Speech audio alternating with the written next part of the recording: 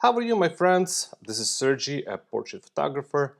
A lot of people ask me lately about my retouching, so I decided to record one of the retouching. And I have right now in this beautiful kid that I took this picture in the fall time, and I wanted to show you how I retouch. So the first thing I wanted to point out, the most important before you're going to retouch any of the image, you have to have a good portrait. If you have bad image, it's not going to help. Your retouching is not going to save your image. Retouching is about just to enhance the image, but not to fix problems. That's why I'm showing and creating more videos about how to create a nice portrait, not how to retouch. And I'm not the best retoucher. There is a huge amount of retouchers that do way better job than me. So like you see this image right here that I have a kid sitting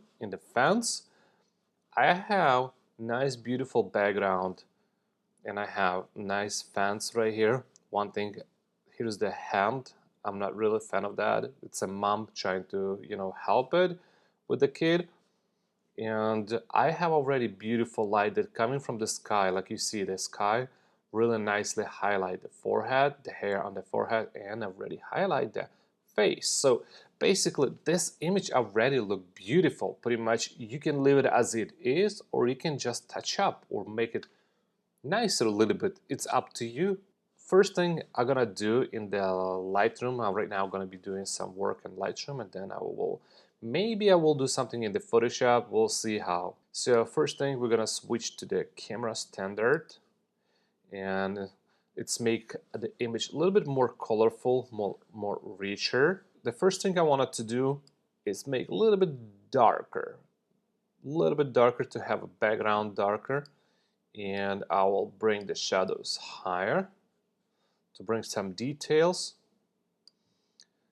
and then maybe just push the highlights up specifically for this portrait to bring a little bit more highlights. Let's see with the whites. Whites should be good to make the child pop.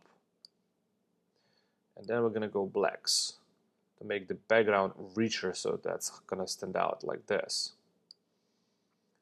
And the temperature, we can add a little bit or we can make colder. It's up to you, whatever you wanna. I'm just gonna keep warmer.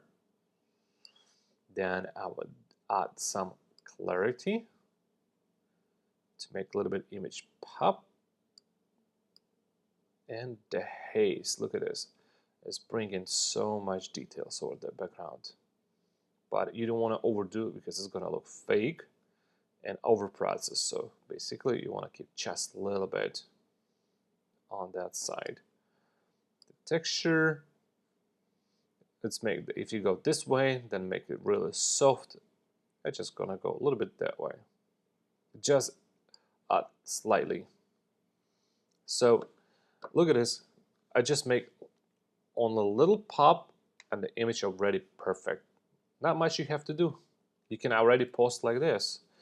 But one thing I wanted to do is make it a little bit darker fence around the boy to make the boy even more stand out.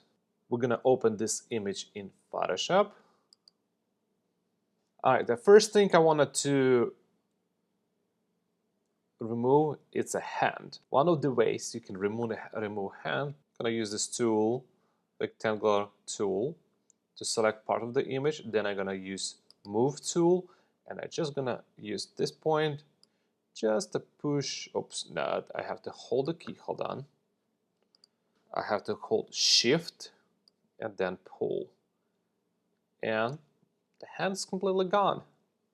You can stretch the image, so for some of those shots like this, just a stretcher. Now click OK. And the second thing, we're gonna do some dodge and burn. Alright, now I have dodge and burn setup. It's just a gray layer where I'm gonna do darkening and highlights. Hold on, I'm gonna select my brush. I'm gonna add some flow of 3%. I think we can add one more, 4%. Gonna do 4% for the background. And we can darken our background. Not the background, the fence. We're going to darken the fence right now.